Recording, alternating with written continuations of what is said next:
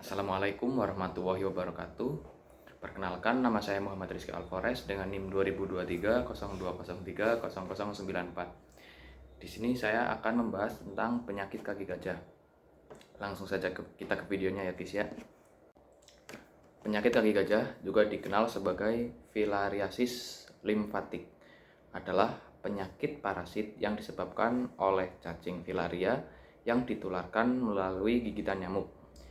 Penyakit ini menyebabkan pembengkakan ekstrim pada anggota tubuh, terutama kaki, sehingga memberikan penampilan seperti kaki gajah. Berikut penjelasan lebih rinci tentang penyakit kaki gajah. Penyakit kaki gajah atau filariasis limfatik. Yang pertama, penyebab kaki gajah disebabkan oleh infeksi cacing filaria yang terdiri dari 3 spesies utama. Yang pertama ada Wuchereria bancrofti.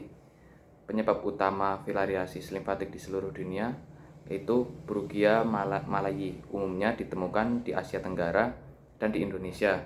Terus ada Brugia timori yang ada di perbatasan pada Kepulauan Timor. Terus yang kedua ada siklus hidup cacing filaria, infeksi nyamuk. Nyamuk menghisap darah dari orang yang terinfeksi, menghisap mikrofilaria atau larva cacing yang ada di dalam darah. Perkembangan dalam nyamuk atau yang disebut dengan mikrofilaria berkembang menjadi larva infektif di dalam tubuh nyamuk selama sekitar 10-14 hari. Penularan ke manusia. Saat nyamuk terinfeksi dan menggigit orang lain, larva infektif ditransfer ke dalam aliran darah manusia. Perkembangan dalam tubuh manusia. Larva ini berimigrasi ke sistem limfatik, di mana mereka tumbuh menjadi cacing dewasa dan dapat hidup selama 6-8 tahun, menghasilkan mikrofilaria yang akan kembali beredar ke dalam darah. Terus, yang ketiga, ada gejala dan tahapan penyakit. Tahap awal asimptomatik, yaitu banyak orang tidak menunjukkan gejala meskipun memiliki mikrofilaria dalam darah. Akut, gejala dapat termasuk demam, pembengkakan kelenjar getah bening, terus ada nyeri dan peradangan di area yang terinfeksi. Tahap kronis, tahap kronisnya itu ada elephantiasis, yaitu pembengkakan ekstrim pada kaki, lengan, alat kelamin, dan payudara karena penumpukan cairan limfatik. Terus ada hidroksel, yaitu pembengkakan skrotum pada pria. Pembengkakan dan penebalan kulit, yaitu kulit dapat menjadi tebal, kasar, dan mengeras akibat peradangan kronis. Terus yang keempat ada diagnosa.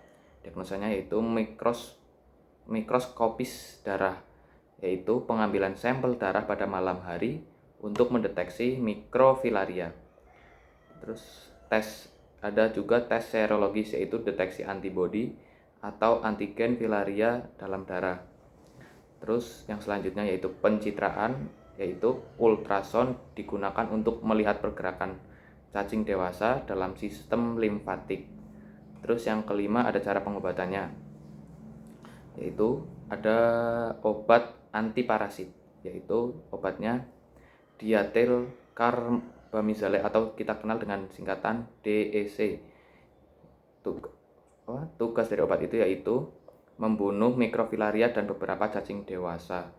Terus yang selanjutnya ada obat ivermectin, bertujuan untuk obat ini efektif melawan mikrofilaria. Terus selanjutnya ada obat albendazole digunakan bersama DEC atau ivermectin untuk meningkatkan efektivitas pengobatan. Terus ada perawatan gejala kronisnya. Yang pertama perawatan luka, yaitu membersihkan dan merawat luka untuk mencegah infeksi sekunder. Terus ada terapi fisik menggunakan teknik drainase manual dan latihan untuk mengurangi pembengkakan. Terus ada higien dan perawatan kulit, yaitu untuk menjaga kebersihan dan kelembaban kulit untuk mencegah infeksi bakteri. Terus yang keenam ada pencegahan, yaitu dengan pengendalian nyamuk. Caranya menggunakan kelambu, terus repelen nyamuk, dan pakaian pelindung. Lalu kita menggunakan penyemprotan insektisida untuk mengurangi populasi nyamuk. Terus ada program pengobatan massal, yaitu dengan distribusi obat antiparasit secara massal di daerah endemik untuk mengurangi prevalensi infeksi. Lanjut ada edukasi masyarakat, mencegah informasi tentang cara mencegah gigitan nyamuk dan pentingnya kebersihan lingkungan.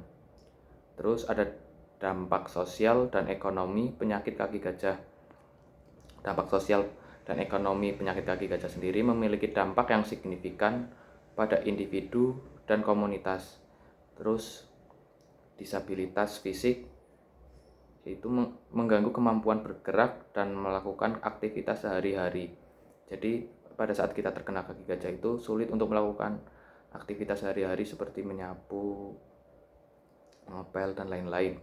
Terus ada dampak psikologisnya, yaitu stigma sosial dan isolasi yang dialami penderita dapat menyebabkan masalah kesehatan mental. Tentunya saat kita terkena penyakit kaki gajah, kita sendiri akan malu kepada orang lain karena bentuk kaki atau tangan yang berbeda yang terlalu over. Terus ada dampak ekonomi, menurunkan produktivitas karena ketidakmampuan bekerja dan meningkatnya biaya perawatan kesehatan. Penyakit kaki gajah adalah masalah kesehatan masyarakat yang memerlukan pendekatan holistik yang mencakup pencegahan, pengobatan, dan edukasi masyarakat untuk mengurangi beban penyakit ini, di mana mereka tumbuh menjadi cacing dewasa dan dapat hidup selama 6-8 tahun, menghasilkan mikrofilaria yang akan kembali beredar ke dalam darah. Terus yang ketiga, ada gejala dan tahapan penyakit. Tahap awal asimptomatik, yaitu banyak orang tidak menunjukkan gejala meskipun memiliki mikrofilaria dalam darah. Akut, gejala dapat termasuk demam, pembengkakan kelenjar getah bening, terus ada nyeri, dan peradangan di area yang terinfeksi. Tahap kronis, tahap kronisnya itu ada elephantiasis, yaitu pembengkakan ekstrim pada kaki, lengan, alat kelamin, dan payudara karena penumpukan cairan limfatik. Terus ada hidrogel, yaitu pembengkakan skrotum pada pria. Pembengkakan dan penebalan kulit, yaitu kulit dapat menjadi tebal, kasar, dan mengeras akibat peradangan kronis. Terus yang keempat ada diagnosa. Diagnosanya yaitu mikroskopis darah, yaitu pengambilan sampel darah pada malam hari untuk mendeteksi mikrofilaria.